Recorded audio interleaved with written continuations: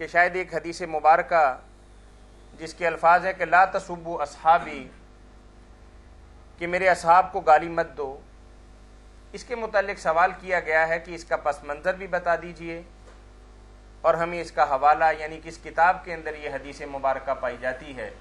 اس کی بھی رہنمائی کر دیجئے۔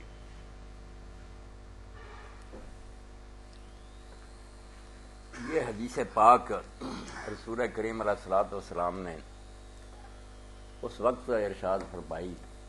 جب حضرت خالد بن الولید رضی اللہ تعالیٰ عنہ نے حضرت عبد الرحمن بن عوف رضی اللہ عنہ کو برا بنا دیا، اور دوسرے موقع پر انہوں نے حضرت عمار بن یاسر رضی اللہ عنہ کو بھی برا بنا دیا۔ اب یہ دونوں ساتھی جو آپ کے تھے حضرت عبد الرحمن بن عوف اور عمار بن یاسر، یہ تو بہت سابقون الاولون میں تھے، اس لیے اللہ کے رسول علیہ السلام نے اس موقع پر یہ فرمایا کہ تم میرے اصحاب کو گالیاں نہ دو، کیونکہ تم میں سے کوئی ایک آدمی یا بہت پہاڑ جتنا سونا بھی خرچ کرے نا تو ان کے مد جو کے برابر نہیں ہو سکتا۔ یہ روایت حضرت عبد الرحمن بن عوف صحیح مسلم میں، اور دوسری جو ہے نا یہ مجموع الزوائد اس کی 10ویں جلد میں ہے حضرت عمار بن یاسر رضی اللہ عنہ۔ تو اسی سے علماء نے یہ نتیجہ نکالا کہ ایک تو صحابی کا لفظ ہے عام، جو بھی حضور علیہ السلام کی زندگی میں سلام لایا اور آپ سے ملا اور اسلام پر فوت ہوا اس کو صحابی کہہ دیا، یہ عام معنی ہے۔ مگر اس حدیث پاک کی شرح میں علماء نے لکھا کہ اس حدیث میں اصحاب سے مراد وہ لوگ ہیں جو صلح حدیبیہ سے پہلے اسلام لے آئے تھے، ان کو حضور نے اصحاب کہا، ورنہ حضرت خالد بھی تو صحابی تھے، ان کو یہ کہنے کی بات کیا تھی کہ آپ تم لوگ میرے اصحاب کو برا نہ کہو، تم میں سے کوئی جتنا سونا خرچ کرے۔ تو حضرت خالد کو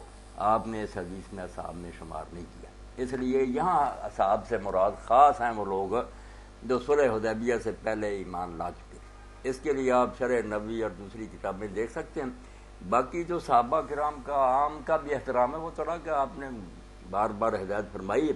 مگر یہ حدیث پاک اس سلسلہ میں آپ نے ارشاد فرمائی جب حضرت عبد الرحمن بن عوف رضی اللہ عنہ کو ثابت کیا